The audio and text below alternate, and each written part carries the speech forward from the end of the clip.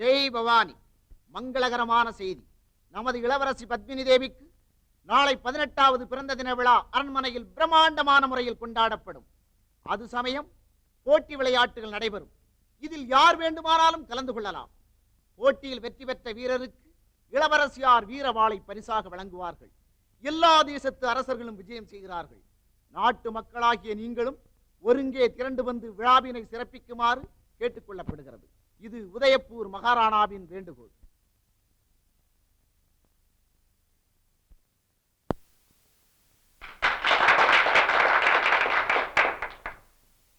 வீரத்தார் சிறந்த ராஜபுத்திர மன்னர்களே, எனது அழைப்பிற்கிணங்கி என் செல்வ மகளின் பிறந்த தின விழாவில் கலந்து கொள்ள வந்திருக்கும் உங்களுக்கு எனது நன்றி.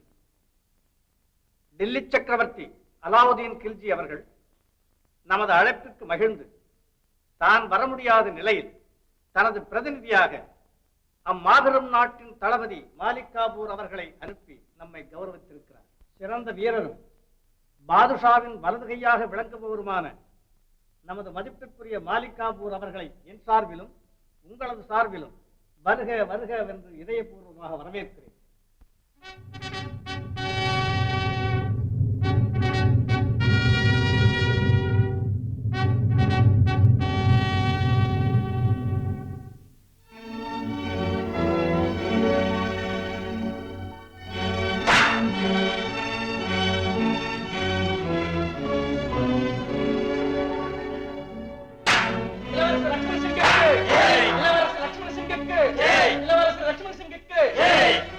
மகாராணா, வெற்றி பெற்ற அந்த வீரருடன் போட்டியிட அனுமதி உண்டா?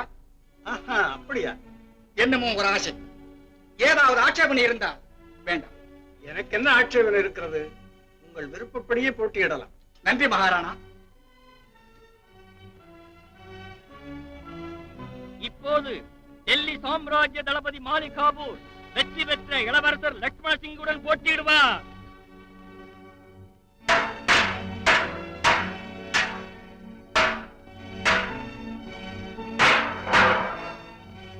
போட்டியில் கலந்து கொள்ள வேறு யாராவது இருக்கிறார்களா?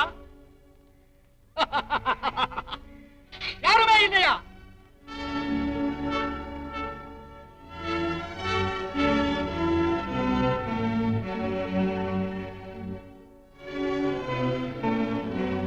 என்ன, நீயா என்னுடன் போட்டியிட போகிறாய்? நானா? அதுவும் உங்களோடவா? என்னுடைய பிரதிநிதி போட்டியிட போகிறார். பிரதிநிதியா? ஆமா. அவன் யார்? மரியாதையாக பேசுங்கள். அவர் யார் என்று கேளுங்கள். சித்தூர் சிப்பாய். சிப்பாய்? என்ன என்ன என்ன என்ன சிரிப்பு? தளபதினு சொல்லி நீங்க தப்பிச்சுக்க பாக்குறீங்களா? இது போட்டி தானே. கௌரவம் கௌரவம் பார்க்காதீங்க. சும்மா மோதுங்க. நான் தயார். நாங்களும் தயார். போய் வர சொல்றேன். வெற்றி பெற்ற தளபதி மாலிக் காபூருடன் சித்தூர் சிப்பாய் இப்பொழுது போட்டியிடுவார்.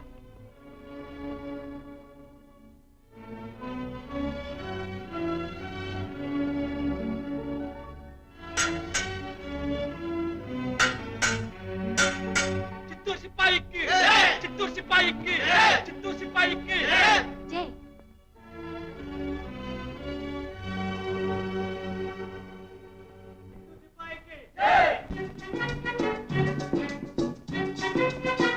வணக்கம் மகாராணா.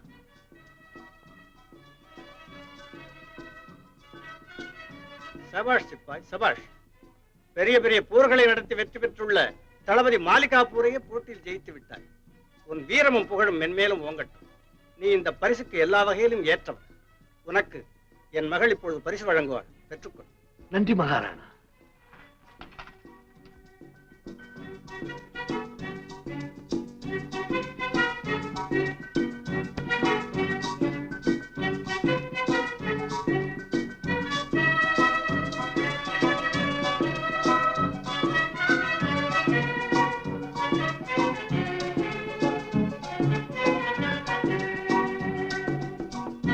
வீரவாள், இதை என்னால் மறக்க முடியாது இளவரசி.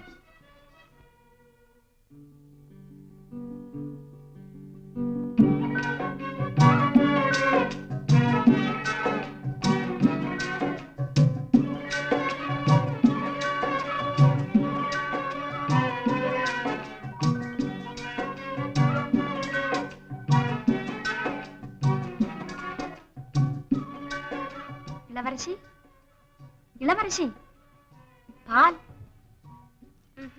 பழங்கள் வேண்டாமடி. என்னம்மா இது? பாலும் வேண்டாங்கிறீங்க, பழமும் வேண்டாங்கிறீங்க, வேற என்னதான் வேணும்?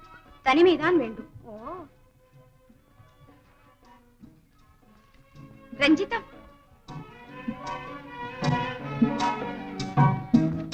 என்னம்மா?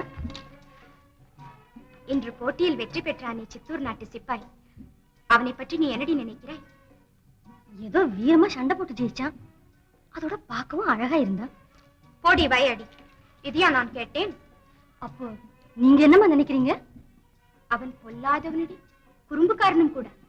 என்னிடமிருந்து வீரத்தின் பரிசாக வெற்றி வாளை பெற்ற போது என் கரங்களையும் பற்றி விட்டான். பிறகு என்னை கண்டு குறும்பாகவும் சிரித்து விட்டானடி. அப்போ நீங்க என்னம்மா செய்தீங்க? நான் என்ன செய்ய, நானே தலை குனிந்தேன். அப்ப அவன் உண்மையிலே பெரிய ஆளுதாம்மா. ரஞ்சிதம், கல்யாணமாகாத ஒரு கன்னி பெண்ணின் கையை தொடுவது தவறுதானே? ஐயோ, அது பெரிய தவறாச்சே. அப்படியானால் இந்த பெரிய தவறை செய்த சிப்பாயை சந்தித்து நான் பழிக்கு பழி வாங்க வேண்டும். பழிக்கு பழியா?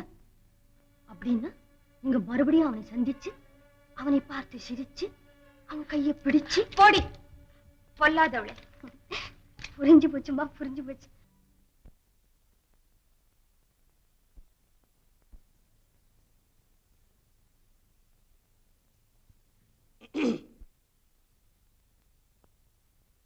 ஓ, தாங்களா? ஆம், உன் இசை என்னை கவர்ந்தது. என் நிலை மறந்து இங்கு வந்தேன். வானத்து சந்திரிகை தான் மையத்தில் வந்தனோ என்று நானும் ஸ்தம்பித்தேன். ஓ, உன் தனிமையை நான் கெடுத்து விட்டேனா? இல்லை இல்லை, அதிலே இனிமையை சேர்த்து விட்டீர்கள். தன்னொழியை பாய்ச்சுகின்ற வெண்ணிலவில் பண்ணிசைத்தேன். கண்ணுக்கு விருந்தாக கலை செல்வமே பெண்ணுருவாய் என்னை நாடி வரும் என்று நான் எண்ணவே இல்லை. இளவரசி, ஒரு வேண்டுகோள். நான் பாடுகிறேன், நீங்கள் ஆடுங்கள். அதை பார்த்து பரவசமடையும் பாக்கியத்தை எனக்கு தாருங்கள். இல்லை, முடியாது. அரசரின் மகள் ஒரு ஆடவன் முன்னால் ஆட மாட்டாள். வருகிறேன். இளவரசி, பாடும் இசையும் ஆடும் கலையும் ஒன்று சேர்ந்தால்? ஒன்று சேர்ந்தால் தாளங்கள் தவறும், பாதங்கள் பின்னும்.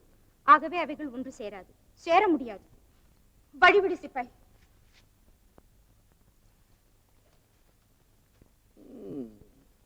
சிப்பாய்,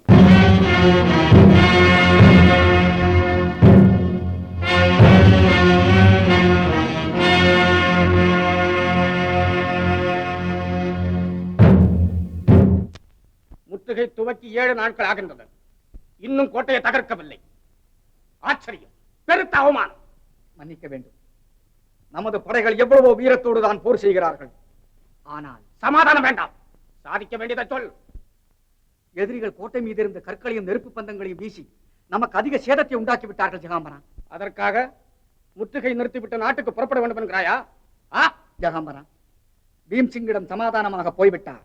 வேதனைகள் தீரும், உங்கள் விருப்பமும் நிறைவேறும். சமாதானமா? அது கோடைத்தனம் அல்லவா? இல்லை ஜெகாம்பரா, அது ராஜதந்திரம். என் திட்டப்படி நடந்தால் வெற்றி நமக்கு.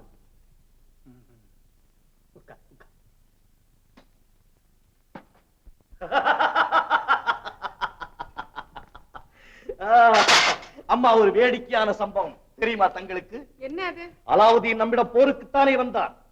புலி சிறியதானாலும் மலையே தகர்த்து விடும் என்ற பாரர் பாடத்தை அவன் இப்போதுதான் நம்முடைய வீரர்களிடமிருந்து படித்துக் கொண்டு வருகிறான். சித்தூர் சிறிய நகரம், வீரர்களின் எண்ணிக்கை குறைவு. கடலை போல திரண்டு வரும் அவனுடைய சேனையை கண்டதும் தஞ்சம் தஞ்சம் என்று பீம்சிங் கெஞ்சுவான் என்று எதிர்பார்த்த அலாவுதீனுக்கு பெரிய தோல்வி. புற்றீசல் போல் கிளம்பி வந்த அவருடைய படைகளிலே பாதியை நேற்று காணவில்லை. ஆம், நம்முடைய வீரர்களின் வாட்கள் கரகரம் என்று சுழல்வதும் எதிரியின் தலைகள் புலபுலவென்று உதிர்வதும் கண்கொள்ளா காட்சி அம்மா, கண்கொள்ளா காட்சி. மகனே, உங்களுடைய காலத்தில் சித்தூரின் சிறப்பு உயர்ந்து விட்டது தாயே. பீம்சிங், என்னம்மா இந்த யுத்தம் அவசியமா? நல்ல கேள்வி அம்மா. இது நாடு பிடிக்க நான் ஆசைப்பட்டேனா? அலாவுதீன் கில்ஜியின் கோட்டையிலே என்னுடைய கொடி பறக்க வேண்டும் என்று நான் விரும்பினேனா? அல்லது சித்தூரின் வீரபூமியிலே ரத்த நீர் பாய்ச்சி வெற்றி கதிர இருக்க கனவு கண்டேனா? பறைமுடைக்கு நான் பகைவன். சரி என்று சவாலை ஏற்றேன். போர் நடக்கிறது. அப்போது போர் எப்போது முடியும்? அவர்கள் புறமுதுகிட்டு ஓட வேண்டும்.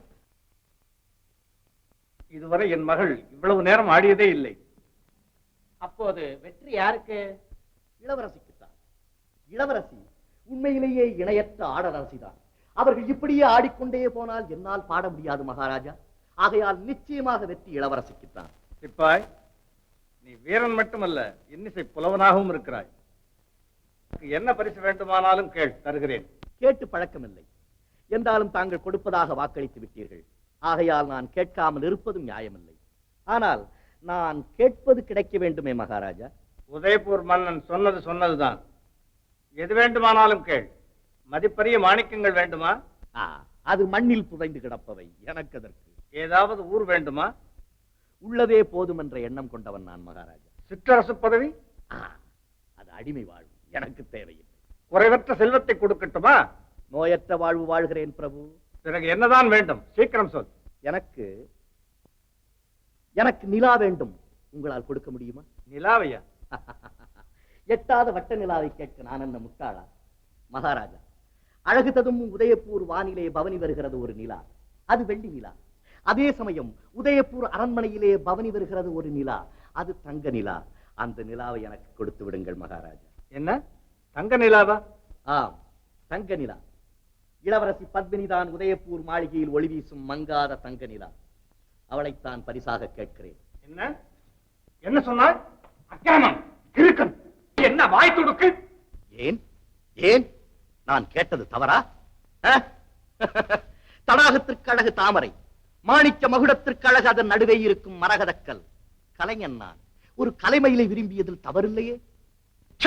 நீச்சனை, என் மகளுக்கு ஏற்றவன் நீயா? கேவலம் ஒரு சிப்பாயா?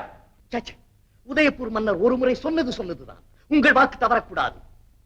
நீங்கள் தவறினாலும் நான் தவற விடமாட்டேன் மகாராஜா. இத்தனை நாட்களாக என்னை தங்கள் விருந்தினனாக ஏற்றுக்கொண்டு கௌரவித்ததற்கு எனது மனப்பூர்வமான நன்றி அரசே. தளபதியாரே, தங்களின் விஜயம் எனக்கும் என் நாட்டுக்கும் பெருமை அளித்தது. இந்த விஜயத்தினால் டெல்லி சாம்ராஜ்யமும் உதயபூர் நாடும் நேச உறவினால் பிணைக்கப்பட்டதாக நான் உணர்கிறேன். ஆமாம் அரசே, கண்டிப்பாக நமது இரண்டு நாடுகளும் ஐக்கியம் அடைந்து விட்டன. தங்களிடம் சக்கரவர்த்திக்கு தனி அபிமானம். ஆகவேதான் இந்த விழாவிற்கு தன்னுடைய சார்பாக என்னை அனுப்பி வைத்தார். இது எவருக்கும் கிடைக்காத கௌரவம், தெரியுமல்லவா? தெரியும். என்னுடைய நன்றி கலந்த வணக்கத்தையும் என் நாட்டு மக்களின் அபிமானத்தையும் சக்கரவர்த்திக்கு தாங்கள் தெரிவிக்க வேண்டும். தவறாமல் தெரிவிக்கிறேன். இதனால் சக்கரவர்த்தி மிக்க மகிழ்ச்சி அடைவார். அரசே, நான் இன்று மாலை புறப்படுகிறேன். தங்களை தகுந்த மரியாதைகளோடு வழி அனுப்ப ஏற்பாடு செய்திருக்கிறேன். தளபதியாரே, தங்கள் மன்னர் பல்லாண்டு வாழட்டும். தங்கள் சாம்ராஜ்யத்தின் கீர்த்தி ஓங்கட்டும். நம் நட்பு நீடூழி நிலைக்கட்டும். உதயபூர் ஜிந்தாபாத்.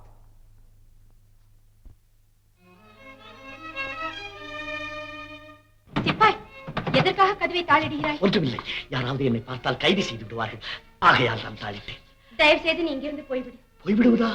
அச்சோ, வெளியே போனால் எனக்கு ஆபத்து இளவரசி. நீ உள்ளே இருந்தால் எனக்கு ஆபத்து. கவலைப்படாதீர்கள். நான் ஒரு சிறந்த வீரன்.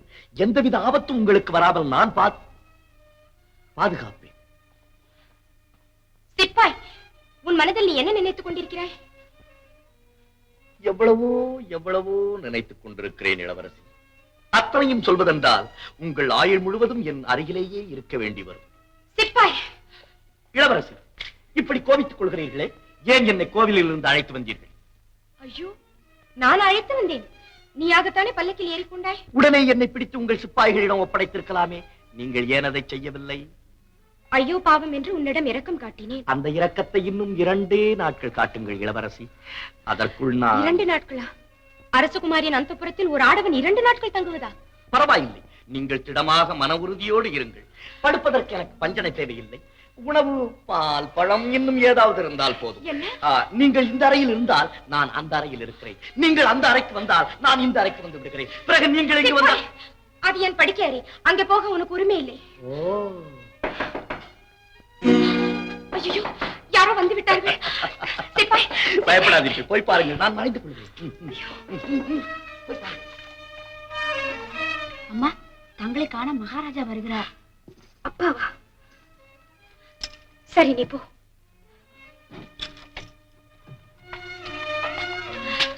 சிப்பாய், என்னை பார்க்க என் தந்தை வருகிறாரா? பலே பலே பலே பலே. தயவு செய்து அந்த அறையில் போய் மறைந்து கொள். அந்த அறையிலா?